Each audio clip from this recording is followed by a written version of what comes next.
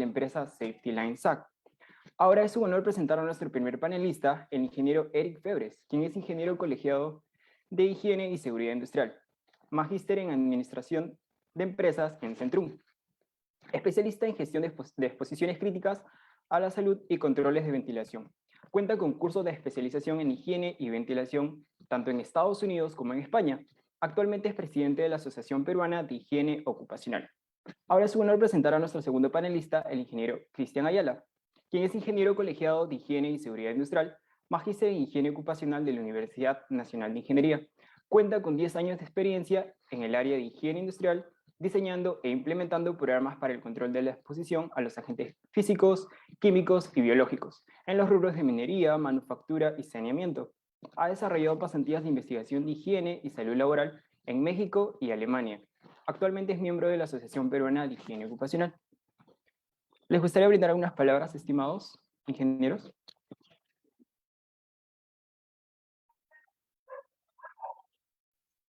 Sí, buenas noches. ¿Me llegan a escuchar? Ingeniero. Correcto. Buenas noches, chicos. Muchas gracias por la invitación. Gracias por habernos considerado a nosotros, a la Asociación Peruana de Higiene Ocupacional, APEO. Estoy seguro que en este tiempo que en este conversatorio, este primer acercamiento, ¿no? Este primer acercamiento a lo que se viene, al Congreso que va a haber. Felicitaciones, por cierto, muchachos. Vamos a ir alimentando cuáles son las expectativas, ¿no? Más o menos en qué temas nos vamos a ir moviendo dentro del Congreso. Y bueno, aquí estamos, aquí estamos. Muchas gracias. Muchas gracias, Alex. Muchas gracias por su palabra, estimado ingeniero Eric Febres. ¿Algunas palabras de bienvenida al ingeniero Cristian Ayala, por favor? Muy buenas tardes a todos los organizadores, al público asistente. Para mí es un enorme gusto poder conversar con ustedes el día de hoy. Asimismo, gracias por la invitación. Estoy gustoso de poder intercambiar información, un poco la experiencia que vengo desarrollando en el laboratorio de higiene que tenemos en la Universidad Nacional de Ingeniería, donde hemos hecho investigaciones justamente sobre agentes biológicos. Y para mí ha sido un gusto poder hoy día tener esta reunión con ustedes.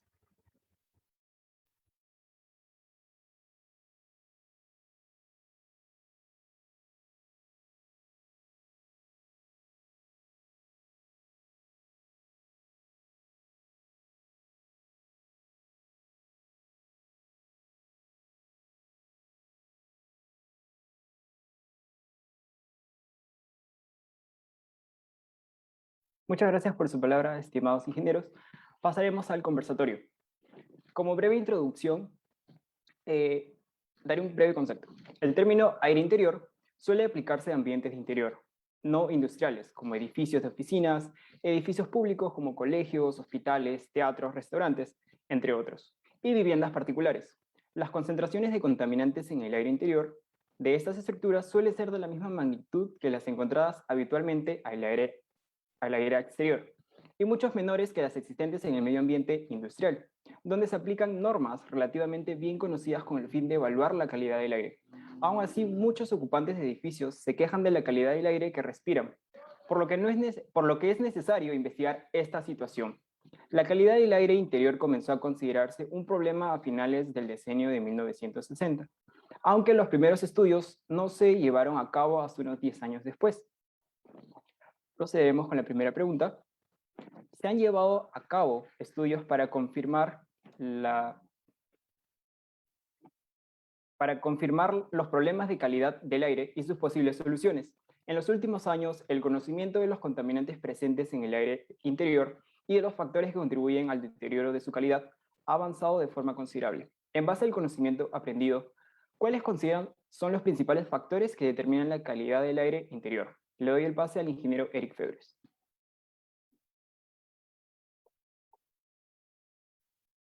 ¿Qué tal? Gracias, Alex. Muchas gracias. Bueno, ¿cuáles son los principales factores que determinan la calidad del aire interior? Eh, el primordial es lo que es la ventilación, ¿no? ¿Qué tan buena puede ser la ventilación en interiores? Y ya estamos hablando de ser una ventilación mecánica por un sistema ventilador, ¿no? Una distribución de ductos, equipos de aire acondicionado, o también lo que es la ventilación natural, que no, bueno, uno podría pensar que es abrir las ventanas, tener las ventanas abiertas, ¿no? Pero también ya estamos hablando, ya hemos llegado a un punto en que se diseñan, se pueden construir edificios teniendo en cuenta, aprovechando las corrientes de aire, la ubicación geográfica, etcétera, para que la ventilación natural pueda correr libre, pueda fluir libremente. Entonces, uno es el tema de la ventilación en el interior. Otro factor importante es el contenido. El contenido, o sea, al interior de la habitación. Hablemos de muebles, mobiliario, equipos plásticos. En general, eh, a veces hablamos cuando hay unos muebles de madera, pueden haber muebles de madera, incluso alfombras, que pueden tener un revestimiento plástico de resinas, etcétera, que si no hay una buena ventilación, de nuevo, el eje primordial, puede haber una presencia de vapores orgánicos dentro. Entonces, en realidad, el factor clave es la ventilación, porque con él se van a controlar lo que son partículas, gases, agentes biológicos, temperatura y humedad, todos indicadores de lo que es calidad de aire en interiores. Genial, gracias por su respuesta, ingeniero Eric. Ahora le doy el pase al ingeniero Cristian Ayala. Sí, muchas gracias. Bueno, Eric ha mencionado un aspecto fundamental, ¿no? Es la posibilidad del diseño del sistema de ventilación, también incluido el diseño del aire, ¿no? Del exterior que tiene que ingresar para poder ventilar el aire de un recinto. Pero hay un aspecto que también es importante aquí agregar, es que no necesariamente todo el aire que está afuera está en óptimas condiciones, ¿no? Y ahí no sé si de repente quisiera que me permitan compartir un slide que preparé para que pueda yo mencionarles a qué hago referencia. Ok. ¿Me permiten poder compartir la pantalla, por favor?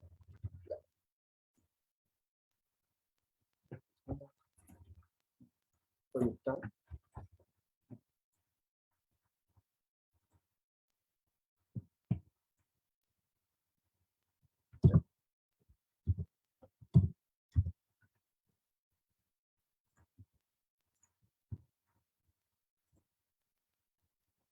Muy bien. Sí, justamente quería un poco sobre lo que Eddie acaba de mencionar. Una experiencia que nosotros tuvimos en el laboratorio de ingeniería de higiene, que estuvimos realizando antes del inicio de la pandemia, era acerca, por ejemplo, de la evaluación de los ácaros, ¿no? Que era un proyecto que desarrollamos, como mencioné, antes de la pandemia. Y nos encontramos que efectivamente el aspecto de la ventilación influye en la calidad del interior, pero también depende cuáles sean esas condiciones, ¿no? Y el caso que nosotros habíamos justamente estudiado en nuestro laboratorio era de una empresa, ¿no? Que realizaba la comercialización de equipos, maquinarias en un recinto, pero que su ubicación cerca a una vía principal, como estamos viendo aquí en Lima Norte, pues ya le brindaba factores que condicionaban que esa calidad de interior no necesariamente pueda ser mejorada con el aire exterior, ¿no? Por las mismas condiciones de prevalencia de residuos sólidos, por ejemplo, o también por el hecho de que no hay o no se respeta, lamentablemente, en nuestras ciudades el tema de la zonificación, ¿no? Urbana para lo que son construcciones o también las vías principales, ¿no? Entonces, consideraría a lo que Erika agregó, y para dar un poco la experiencia de nosotros, que es también importante, ¿no? Que no solo nos enfoquemos en el aspecto nuestro de higiene y seguridad y salud en el trabajo, sino también tengamos una voz importante en la planificación de las ciudades, ¿no? Es decir, dónde van a ir las empresas, cuáles son las vías, los sistemas de recolección de residuos, porque pues hemos podido encontrar, y esto también lo dice mucha bibliografía, lamentablemente la calidad del ambiente propiamente, no, no solo por la consistencia de un proceso, el aire exterior, no necesariamente es de buena calidad, ¿no? Entonces, quizás eso sería un poco mi respuesta en esta primera pregunta.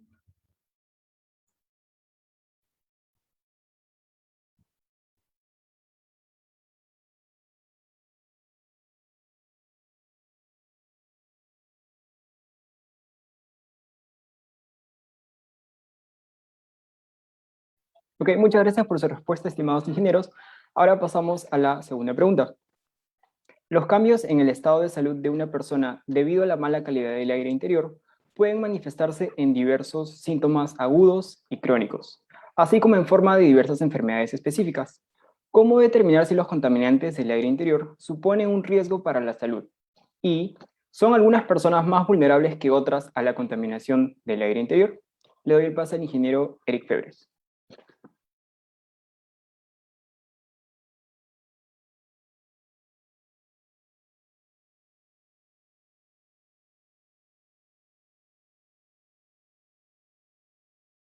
No se le escucha, estimado ingeniero. Disculpen. ¿Me podrían dar Ahora el sí. acceso para compartir la pantalla?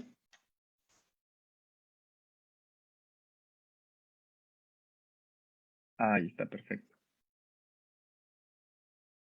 Listo, chicos. Bueno, si estamos hablando de calidad de aire en interiores, ¿qué qué cosas tenemos que tener en cuenta?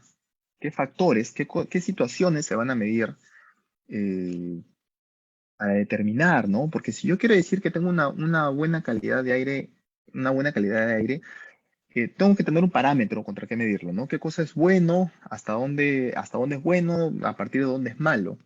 Entonces, tenemos que tener cuáles son esos factores, esos agentes que tenemos que tener en cuenta. Cuatro de ellos son las partículas, material particulado que puede estar suspendido, gases, todos estos son indicadores de calidad de aire, gases, agentes biológicos y temperatura y humedad. Entonces, para partículas, ¿qué cosas podemos hacer para evaluar calidad de aire en interior? En partículas, bueno, normalmente cuando hablamos de seguridad y salud en el trabajo, lo primero que se nos viene a la cabeza es el material particulado respirable, inhalable, ¿no?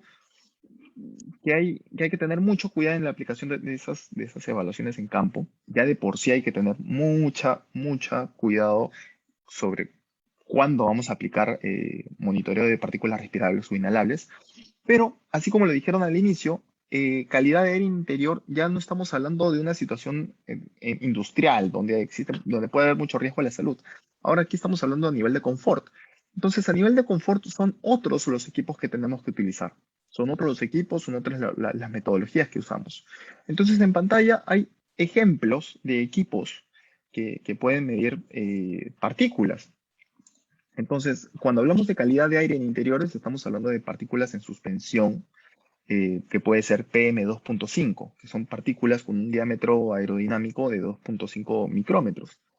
Entonces, estos equipos lo que hacen es medir la cantidad de partículas que hay suspendidas en el ambiente, cantidad de partículas PM2.5 que hay suspendidas en el ambiente, siendo un valor límite, algo así como que los valores límites permitidos, eh, que no se sobrepasen los 20 microgramos por metro cúbico. Entonces, una manera de medir partículas como calidad de aire en interiores son este tipo de monitores. Eh, Otro, para medir gases, ese es otro factor. También existen variedad de equipos, variedad de marcas, pero hay equipos detectores de gases. El que estoy poniendo en pantalla es solamente un ejemplo, que mide lo que son dióxido de carbono.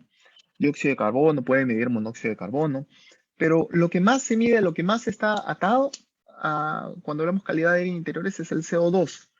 Es el CO2 que las personas generan. Entonces, un indicador de calidad de aire dentro es dióxido de carbono y no debería sobrepasar, o sea, la diferencia entre lo que hay afuera en el ambiente y lo que hay dentro no debería sobrepasar las 500 partes por millón. Esto es otro criterio para medir calidad de aire en interior, hablando solamente de gases. Biológico. Bueno, en biológico yo creo que ahí, Cristian, ¿nos puedes apoyar? ¿Qué métodos podemos aplicar para evaluar agentes biológicos hablando de calidad de aire en interiores? Claro, Eric, muchas gracias. Sí, justamente tú estás mostrando ahora esta lámina donde se hace mención al método de la NIOSH 0800, ¿no? Que es el que muestras aquí, donde justamente se está trabajando con el método de la impactación. Es decir, hay un sistema, en este caso una bomba, que lo que hace es tomar un caudal de un volumen del aire interior y se da una impactación sobre las placas Petri que se encuentran en este equipo, ¿no? En este equipo que se muestra aquí en la lámina. La peculiaridad de este método, y esto es importante señalarlo, va a depender de los slides que se van a colocar, ¿no? Porque bueno, ahorita estamos viendo la presencia de 2 slides, que es lo que se muestra, pero el método hace mención, por ejemplo, que para trabajar o conocer, por ejemplo, actinomicetos, que ya son hongos, se tiene que incluir un número mayor de slides, ¿no? Con la finalidad de que se pueda obtener un mejor registro para este grupo de agentes biológicos, ¿no? Quizás lo que tal vez se comete el error de manera frecuente es pensar de que yo basta que tenga una placa Petri, y si es esa placa Petri que tiene un medio de cultivo específico para ya sea una especie o un conjunto de especies, o sea, lo que son hongos o también bacterias, pues ya basta, ¿no? Y que al final lo que capta, yo ya trabajo en laboratorio, lo voy a hacer ya más fino, y ahí voy a hacer pruebas de bioquímica o pruebas de moleculares también que se hace, pero se está obviando aquí un punto importante, y eso lo menciona aquí esta norma, de que al trabajar con otro grupo de microorganismos, tiene que haber necesariamente mayor cantidad de slides, porque aquí lo que se da no es únicamente la impactación, por así decirlo, sino también la separación por tamaño de partículas, ¿no? Porque de igual manera, los microorganismos no únicamente se pueden encontrar a nivel de esporas, puede ser a unidades microbianas, puede ser a otra característica, un estadio específico, y según ese estadio, los tamaños de partícula van a ser diferentes, y es por eso que se necesita mayor cantidad de niveles para que se vea un filtrado según el tamaño en cada uno de esos slides, ¿no? Por ejemplo, ahí esa observación siempre es importante, porque cada slide tiene una placa y por ende puedo tener cultivos específicos dependiendo del tamaño de cada partícula, ¿no? Si bien es cierto que este es el método que normalmente se viene trabajando en iOS, también podríamos tomar otras referencias, que es posible encontrarlas en otros países, ¿no? Hay una norma, y aquí tal vez, si no me dejas faltar la precisión, para incluso propiamente sistemas de climatización, existe un parámetro específico, incluso límites permisibles, ¿no? Pero solo exclusivamente en sistemas de climatización para lo que son agentes biológicos, ¿no? Que aquí, por ejemplo, se trabaja con unas variantes de estas bombas que son específicas para el método que se ha interpretado en cada punto de medición, ¿no? También tenemos otros prototipos de bombas que también se trabajan en calidad de aire, y que, por ejemplo, hay un modelo muy interesante que tiene en Chile. El Ministerio de Salud de Chile trabajó un equipo de impactación muy interesante, ¿no? Pero es un poco distinto en el fundamento matemático del cálculo y también en la ubicación de los slides, como mencionaba, ¿no? Pero de los métodos que son actualmente más empleados a nivel internacional, efectivamente estaríamos citando pues a la NIOSH 0800. Gracias, Cristian, gracias. Y bueno, por último, está el tema de temperatura y humedad, ¿no? Es otro indicador de la calidad de aire en interior. Y de nuevo, señoras y señores, hay muchísimos equipos. Aquí lo que se busca es que el equipo pueda hacer una medición de la temperatura, de la humedad. Y bueno, ahí sí la literatura va a variar mucho de país a país. No es lo mismo los indicadores que tiene España o los indicadores de temperatura que tiene Estados Unidos a los indicadores que podríamos tener nosotros. Mientras que aquí, hablando Perú y de Lima, nuestras temperaturas pueden variar de 15 lo menor puede ser 15 grados en invierno en Lima, y lo mayor en verano podemos llegar a 31 o 32 grados, máximo. Pero en Estados Unidos, España, hemisferio norte, o sea, las temperaturas llegan a -10, menos de 10 grados bajo cero, y las temperaturas llegan a 40 grados en verano. Entonces, aquí sí, el tema de cuál sería el indicador de cuánto es bueno, cuánto es malo, va a variar de país en país. ¿Podríamos algo generar reglas generales? Es que en temperatura hablando de verano, no debería sobrepasarse al interior 23 o 25 grados centígrados. Y la humedad relativa debería estar entre un 30 y un 70%. Y en otoño o invierno debería estar entre 21 o 23 grados centígrados. ¿Se dan cuenta? Siempre está entre 23 y 23 y 25 grados centígrados. Ese es un como que confort, a un nivel de confort. Otoño e invierno, 21 a 23. Y en ambos casos la humedad relativa tiene que estar dentro del 30 a 70%. Si es más del 70% de humedad relativa, ya puede haber lo que es el crecimiento de agentes biológicos, de hongos, ¿no? Pero esos son los parámetros, que utilizamos para hacer la evaluación de calidad de aire en interiores. Eso es lo que les quería mostrar. ¿Me podrías, creo que esto era la pregunta uno, ¿no? O la primera parte de la pregunta.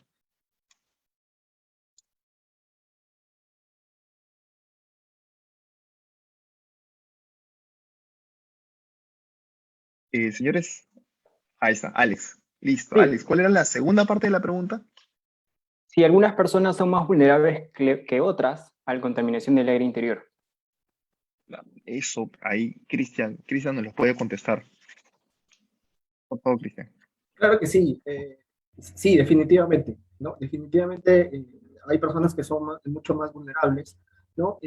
Por distintos factores. O sea, no necesariamente estaríamos hablando de personas que evidencien una enfermedad para poder nosotros, evidentemente, citar que sea vulnerable, ¿no? Sino hay personas que efectivamente, por su mismo sistema inmune, por también la condición de aclimatación que hayan tenido en algún lugar en específico, y luego al trasladarse a otros, pues la calidad de aire es un poco distinta y de verdad afecta. Entonces, efectivamente, cada individuo podría responder ante alguna condición específica de calidad de aire, ¿no? Pero sí, lo que tendríamos que mencionar, que si bien, como menciono, hay distintas posibilidades de variación del efecto, es necesario mencionar que definitivamente, ¿no? Y eso aplica para todos, que niveles ya inadecuados de distintos factores, de los que Eric estaba mencionando, a un nivel ya demasiado extremo, sí definitivamente van a dañar a todos, ¿no? No es que,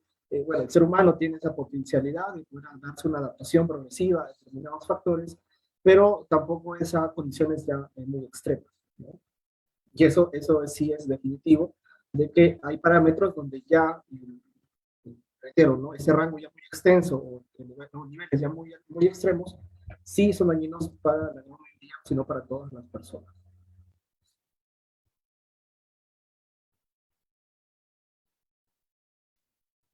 Gracias, Cristian. Genial. Continuando con la tercera pregunta. Por lo común, resulta difícil establecer con precisión en qué medida la mala calidad del aire interior puede afectar a la salud, ya que no se dispone de suficiente información con respecto a la relación entre la exposición y el efecto de las concentraciones a las que suelen estar presentes los contaminantes. ¿Por qué es difícil evaluar los efectos combinados de los contaminantes del aire interior? Por lo que queda de duda, ¿cuál sería el mejor método para evaluar la calidad del aire en interiores? Gracias, Alex. Bueno, definitivamente estamos hablando de niveles de confort. Entonces, efectos a la salud van a variar tanto como bueno, empezamos por un punto, que es la susceptibilidad individual de las personas, ¿no? Todos tenemos susceptibilidades diferentes. Entonces, algunos reaccionan de una manera eh, más adversa que otros, ¿no? A concentraciones más pequeñas, a concentraciones más grandes. Entonces, aquí se vuelve difícil, uno, por la susceptibilidad de las personas. Bueno, creo que ese es el gran problema, susceptibilidad de personas. Y lo otro es por las concentraciones tan bajas, ¿no? Ahora, hay agentes para los que sí hay niveles determinados, pero de nuevo, eh, es difícil tratar de evaluar, tratar de decir cuál es el mejor método para evaluar la calidad de aire en interior. Es difícil porque al día de hoy no es que haya un consenso, una norma internacional que te diga, esta es la manera en que tienes que hacer las evaluaciones. y estos son los parámetros que tienes que medir y estos son los límites, los límites que se tienen que cumplir, que no se deben sobrepasar. Y les doy un ejemplo, ¿no? El tema del dióxido de carbono eh, siempre ha sido un indicador de la calidad de aire en interiores, pero ahora con el tema de la COVID-19 se ha vuelto, todo el mundo está, pero está toda la onda de que se tienen que instalar detectores de dióxido de carbono en los ambientes, porque el dióxido de carbono es un indicador de si un lugar está bien o no ventilado. Pero ahí hay que tener mucho cuidado, ¿no? Hay que tener mucho cuidado. Bueno, primero, porque, de nuevo, no es que exista un límite oficial sobre qué es lo que se tiene que sobrepasar o no. Por ejemplo, cuando yo estaba hablando de los gases, de los equipos para medición de gases, y les dije que no se debería sobrepasar, no debería haber una diferencia entre el CO2 que hay en el ambiente versus el CO2 que hay dentro, que no debería ser mayor a 500 partes por millón. Esto es una recomendación. Eso es a ver, ahorita les digo, esto es de una norma UNE, la 171330-2, es una norma UNE del año 2014, pero de nuevo, eso es lo que ellos dicen. Hay otras recomendaciones, por ejemplo, de la HSE, Health Safety Executive de Inglaterra, que nos hablan de otros números, que las diferencias aceptables, o sea, la concentración aceptable de CO2 dentro de un lugar es 800 partes por millón.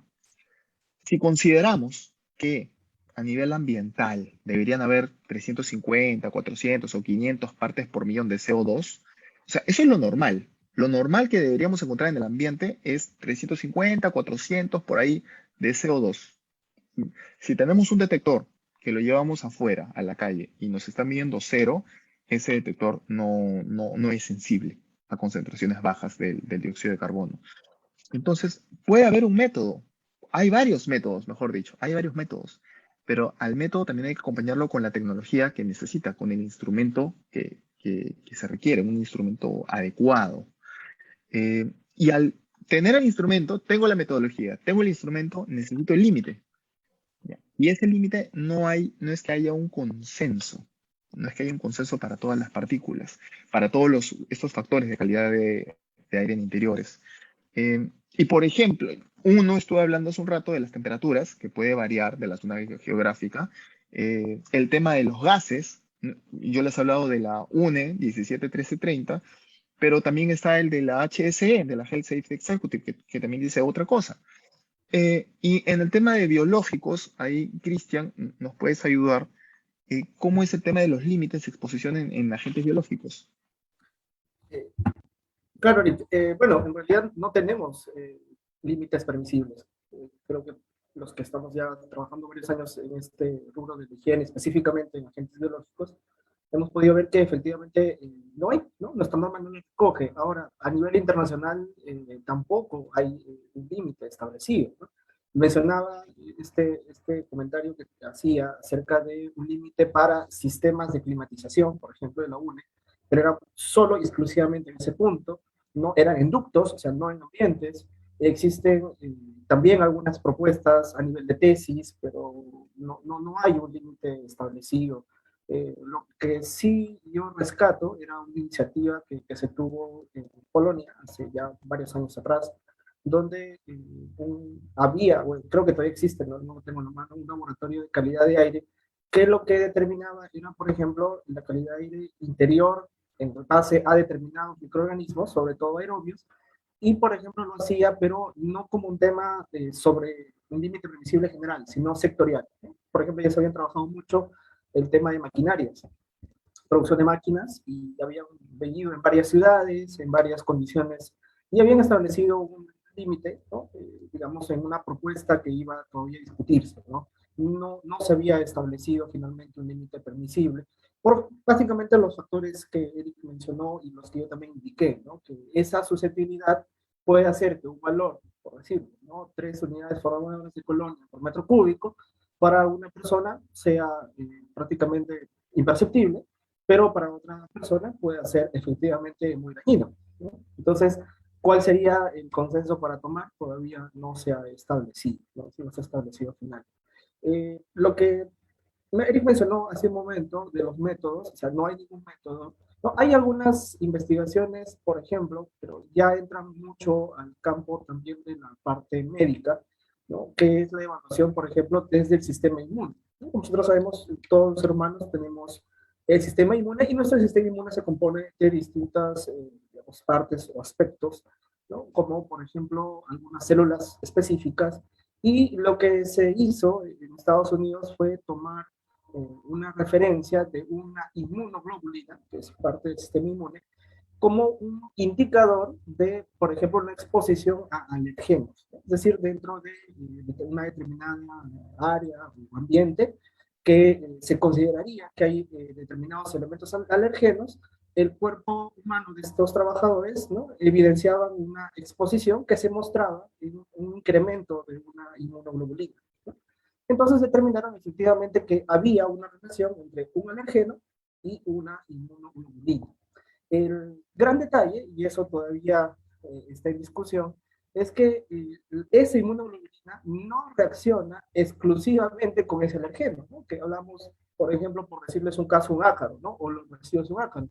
Podría ser también por un alimento que la persona ha consumido, podría ser por algún otro factor que la persona está expuesto, y que eso hacía que la indicación o la relación entre una inmunoglobulina y un alergeno, que si bien había una gran relación, todavía no se podía establecer como algún parámetro final, ¿no? O sea, todavía no se había llegado a un consenso para establecer efectivamente que ese sería un método válido. Pero, por ejemplo, como en este caso, ¿no? Única exclusivamente para un alergeno, ¿no? No para temperaturas, no para velocidad de aire, ¿no? O para otros factores, o incluso no necesariamente tampoco para hongos o bacterias, ¿no? Sino para lo que son, pues, alergenos en los ambientes de trabajo. Genial, muy interesante ambas respuestas. Si desean, pueden proyectar su PPT o continuamos con la cuarta pregunta. Por favor, la siguiente. Continuamos Ya, con las preguntas. Genial. Como cuarta pregunta tenemos, los datos disponibles para evaluar los riesgos de la contaminación del aire interior son escasos y a menudo insuficientes. Existe información sobre el nivel de concentración en el aire interior de algunos contaminantes muy conocidos, pero no sobre otros contaminantes cuyos efectos no están claros aún. Las medidas de la calidad del aire exterior no pueden extrapolarse para predecir las concentraciones en los edificios. ¿Qué tipo de investigación sobre la calidad del aire interior se necesita para esto?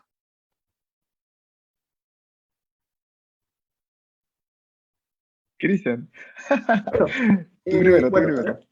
voy a proyectarles. Y, por ejemplo, ¿no? Eso era un poco lo que les estaba mencionando en nuestro trabajo de investigación que, bueno, se hizo con el Hospicio de Apejo y el Laboratorio de Higiene de nuestra facultad, de la UNI, donde nosotros justamente, lo que hacíamos eso, ¿no? Les dije, hicimos una evaluación del puesto de un área interior de una empresa, de distintas oficinas de esta empresa, ¿no? Hicimos toda una revisión, la cercanía, por ejemplo, a las vías de comunicación, ¿no? Una extrapolación, aspectos como, por ejemplo, prevalentes que también condicionaban la calidad del interior, era el acúmulo, por ejemplo, de papeles, documentos, la existencia de alfombras, por ejemplo, que es también una valoración importante, que a veces pasa desapercibido, ¿no? Muchos lo ven como un aspecto interesante de confort, de adorno a nuestras oficinas, pero la falta del cuidado de limpieza, pues hace que pues, aquí hay un acúmulo de determinados microorganismos, ¿no? Por ejemplo.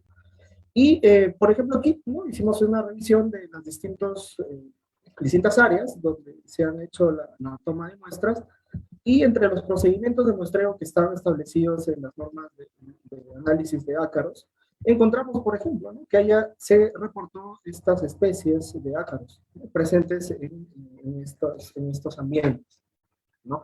Entonces, ¿qué es lo que podríamos hacer, ¿no? Y eso es una pregunta muy interesante. Y ahí viene justamente el gran desafío que tenemos los profesionales que nos dedicamos a seguridad y salud en el trabajo, es siempre poder observar aquellas condiciones en las cuales nosotros, ¿no? Nos encontramos laborando o nuestros trabajadores se encuentran, para establecer cuál es el protocolo más referente, ¿no? Por ejemplo, para poder analizar. Y no solo enfocarnos en el caso del aire, como bien mencionaron, interior, sino también las condiciones externas, porque de ahí viene el aire que yo voy a querer, ¿no? En este caso, ventilar el aire interior, que también pueden suministrar determinados contaminantes que no ayudan a que la calidad del interior también se mantenga en niveles correctos, ¿no?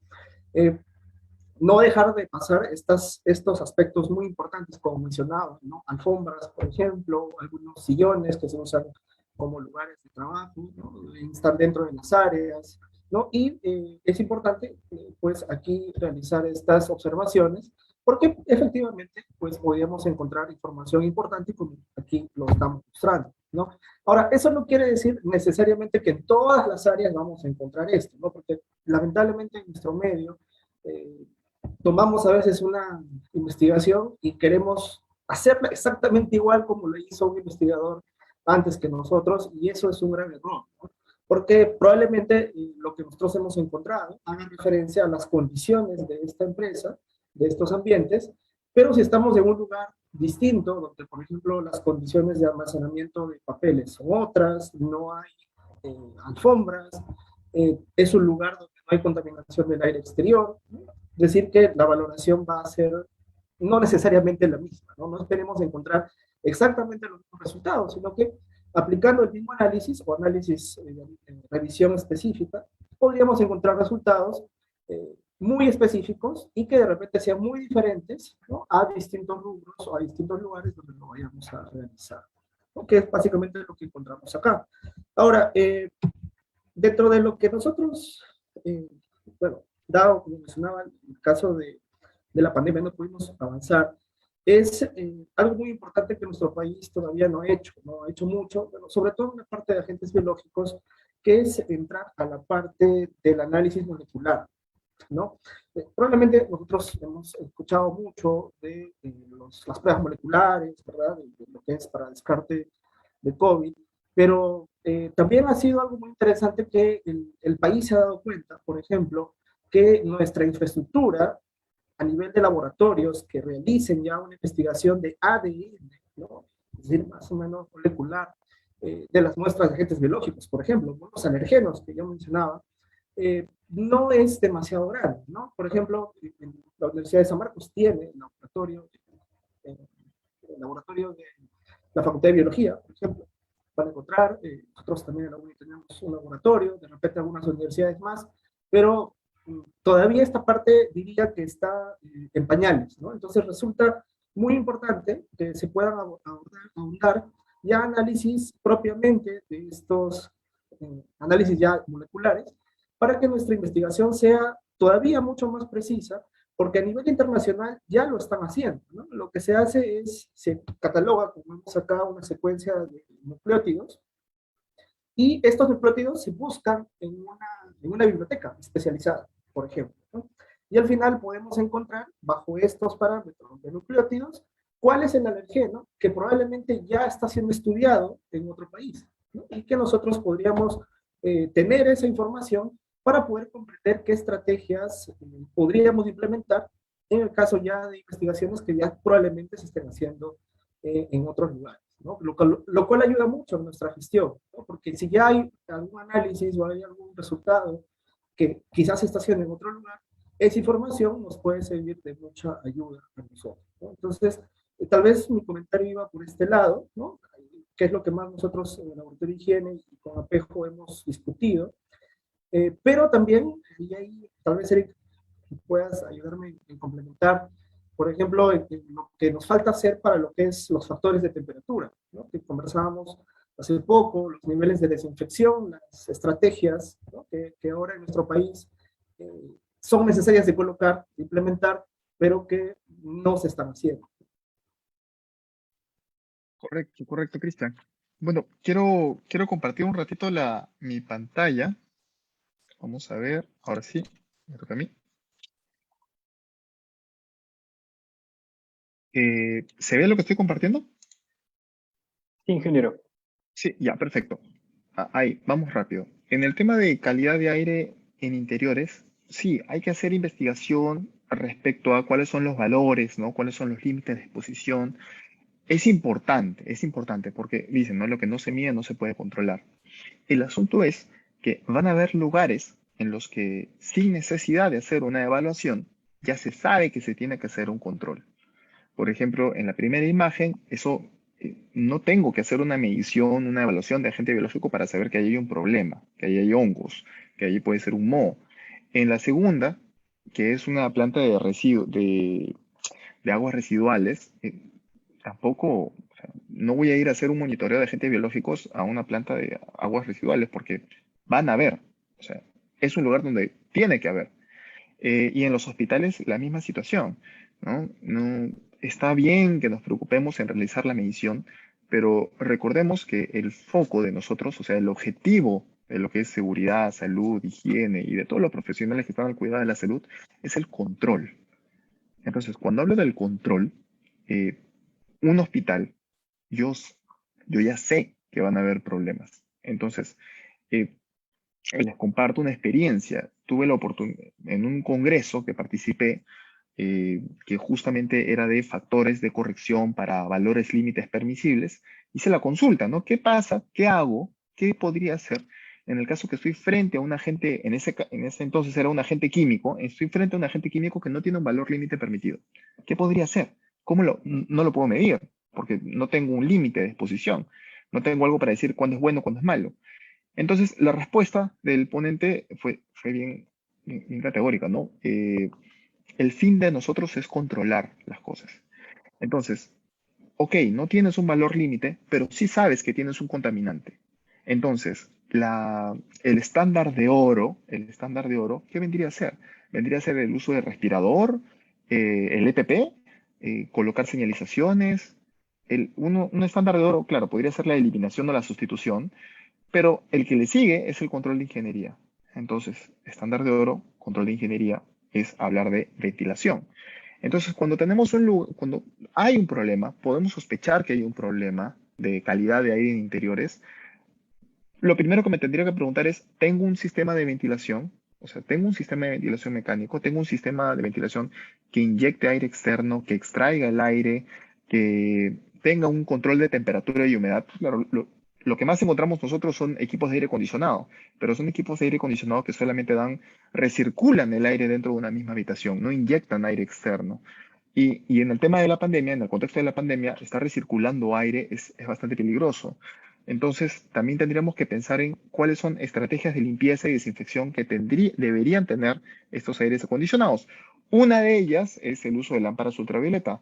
Otra de ellas es uso de filtro cepa, ¿no? Pero siempre buscar cuál sería la mejor solución. Porque, digamos, así encontráramos que la calidad de aire en interior esté mal, en donde vamos a terminar siempre es en el control de ingeniería. Ahí es a donde vamos a llegar siempre. Entonces, si ya vamos a llegar allí y sabemos y sospechamos, por ejemplo, en un hospital que podemos tener un problema, entonces pensemos cuál sería el mejor sistema de ventilación que podría instalar. Entonces, lo que buscamos con estos sistemas de ventilación, de inyección y extracción, es justamente en habitaciones, esto es una simulación, en una habitación donde pueden haber muchos aerosoles, y hablemos que también pueden haber gases ahí, cuando yo acciono el sistema de ventilación mecánica, lo que busco es retirar. O sea, sea lo que fuere que haya, lo voy a retirar, lo voy a cambiar, lo voy a sacar, lo voy a retirar de ese ambiente. Eso es lo que busco con lo que es un sistema de ventilación. Lo que fuere que haya adentro, lo voy a inyectar aire externo. Claro que rogamos y pensamos que el aire externo es lo más limpio que vamos a poder obtener, ¿no? Pero va a depender también de la zona, del lugar. Esa es la pregunta, la respuesta a la pregunta, Alex. Genial, muy interesante las respuestas de ambos, y estimados ingenieros. De parte del Congreso Internacional de Ingeniería de Seguridad y Salud en el Trabajo, les agradecemos por su tiempo y por ampliar nuestros conocimientos en este conversatorio tan valioso para todos nosotros. ¿Nos brindaría algunas palabras de despedida, estimado ingeniero Eric Febres? Eh, sí, pero antes he visto una pregunta bien interesante que han hecho ahí, que es Miriam Carolina Báez, ha hecho la pregunta. Cristian, esto está dentro de tu experiencia. Ok, Eric, sí, justo eso te iba a mencionar. Gracias por la precisión. Y efectivamente, aquí la señorita que consulta menciona, ¿no?, el uso del IOSH 0800 y, bueno, nos indica si existe normativa internacional que lo indique o establezca, ¿no? Propiamente se refiere como límite permisible, tal vez, ¿verdad?